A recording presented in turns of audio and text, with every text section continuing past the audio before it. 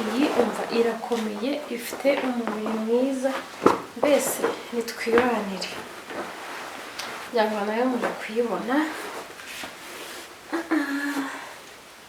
ubundi ugahumura neza. Ndakubwiza ukuri, bisigara mu myenda, parufe isigara mu myenda, aho utambutse wumva uhumura nyine nk'umusirimu, ku buryo umuntu wese ukwegereye avuga turahumura neza. Nuko rero ntabwo rero nari gutangira kubabwira ibya teburana ntababwiye uburyo ndi guhumura. Dore n'ahandi ukuntu kameze, ni agateburana keza rwose. Ikaze ku mubyeyi magazine, ni muri mushyano tuguhaye ikaze. Jye nibahizi umutesi Lydia. Niba utarakora subscribe ukora nonaha kugira ngo tugumane ku mubyeyi magazine. Muri aka kanya rero tugiye kurebera hamwe uko wakongerera ubwiza salo yawe ukoresheje teburana. Teburana ni umuteguro mwiza, ni uburyo bwo gutegura neza saramanje yawe ku meza yawe, noneho ukabona koko hari akantu k'agasirimu kiyongereyemo, ukabona hari akantu k'ubwenge kiyongereyemo. Rero hano mbafitiye teburana zigera kuri 6 nziza. Umva, sinzi niba muri bushobore guhitamo, ariko mbere yuko nzibereka ngiye kubereka parufe ziri kunkorera umuti muri iyi minsi. Umva, izi parufe mbese ntabwo nzi ukuntu nabibabwira. Iya mbere ngiyi ni brand ya Salon, ikaba ifite nimero K8 cyangwa K8, akaba ari parufe yitwa kuruwata. Iyi kuruwata rero hashize imyaka myinshi nyizi, narayumvise abantu bitangamo ubuhamya. Hari n'umucuti wanjye kera twigeze kubivugana nko muri 2014, ariko kuvuga ukuntu muri parufe akunda harimo kuruwata. Noneho icupa ryayo, donc za zindi za original, icupa ryayo ahantu hose nyibonye nakwihumuriza nkumva imeze nk'isharira. Iba ifite ibara ry'ubururu n'icupa ryaryo rijya gusa na bleu ciel.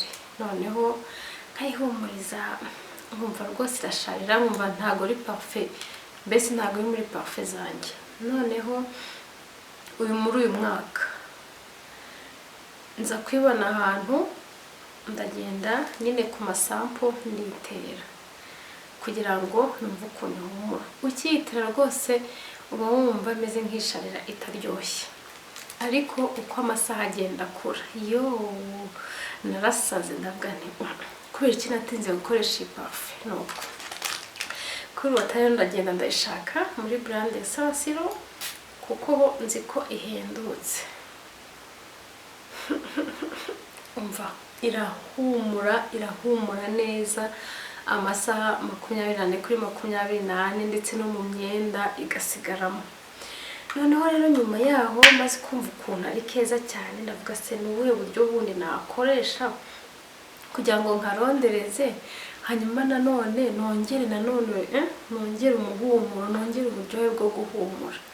Ubwo nari mfite nanone iyindi parufe, nani brand ya Salon K131, akaba ari ariye. Umva nayo ihumura neza, donc ni nka famille zimwe.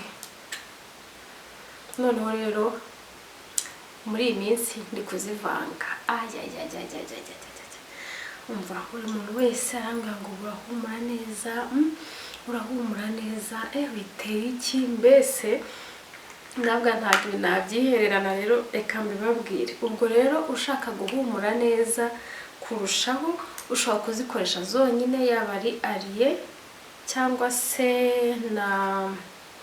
na kuruwata y'abadamu, kuko habaho n'iy'abagabo. Ubwo rero ahasigaye ni ahanyu. Muri Let's Shine turazifite, ni mililitiro 50 kuri 22, ubundi ugahumura neza. Ndakubwiza ukuri, bisigara mu myenda, parufe isigara mu myenda, aho utambutse wumva uhumura nyine nk'umusirimu, yakubira umuntu wese ukwegereye akubwira turahumura neza. Nuko rero ntabwo rero nari gutangira kubabwira ibya teburana ntababwiye uburyo ndi guhumura muri iyi minsi biri kunezeza nkumva rwose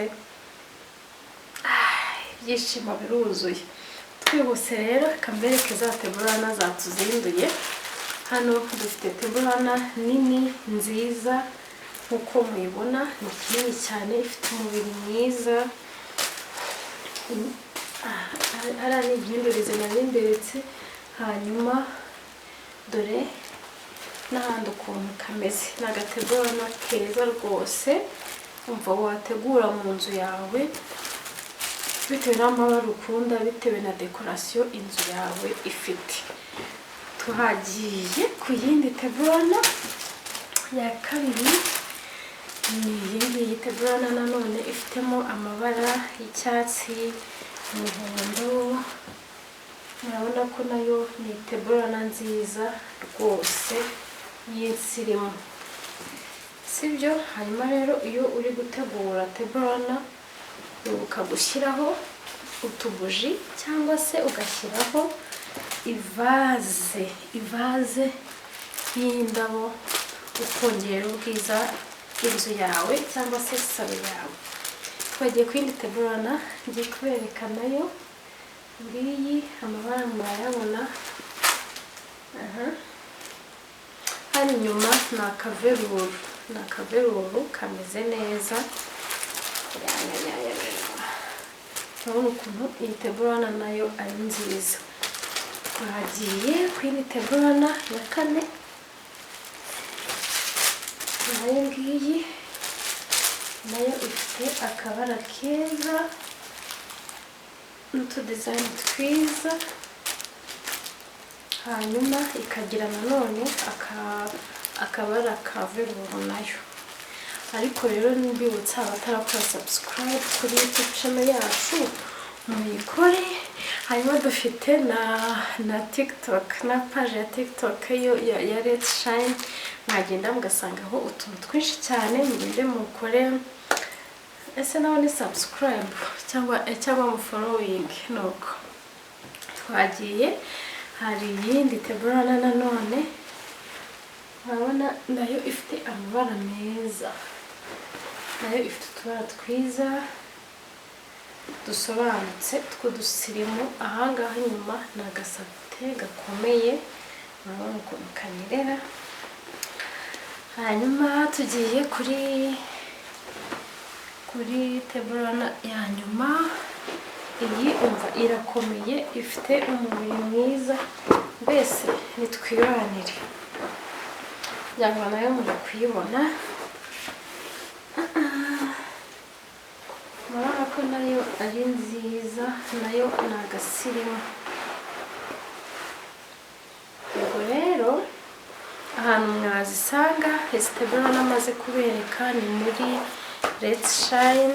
Dukorera muri mike, hasi muri basement, muri cave. Umuryango ni A25, cyangwa se mukaba mwahamagara niho ndibuze kubashyiriraho ku giciro cyiza. Izi teburana zose naberetse, izi ngizi ni 35, hanyuma iyi ngiyi ni 40. Rero duhanire kubaho neza ndetse no kugira ejo hazaza hacu heza, tumenya uburyo twongerera salo zacu ubwiza, twibuka no gushyiraho akavaze cyangwa se akabuji kugira ngo bigaragare neza, bise neza, mbese nk'iby'abantu b'abasirimu. Rero niba utarakora subscribe uyikore, ukore like, ukore share, hanyuma tugumane ku Mubyeyi magazine. Murakoze cyane, nawe utaha.